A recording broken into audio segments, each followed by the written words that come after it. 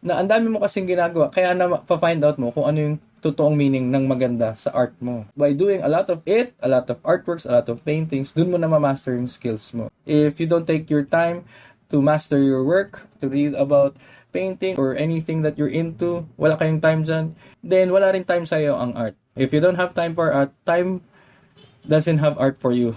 Excuse me.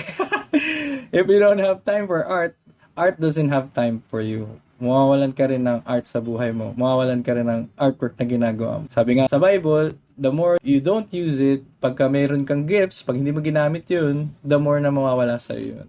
Pero pag lalo mo siyang ginamit, hindi mo siya binaon sa lupa, hindi mo siya tinago, pero ginagamit mo siya, babalikan ka niya ng tenfold. Yung mga hindi nakukuha, nung mga hindi gumagamit ng talents nila, ibibigay ni God yun sa ibang artist na ginagamit yun. Huwag kayong maniwala sa mga artist na walang time. They just don't have the guts to make art and work at the same time.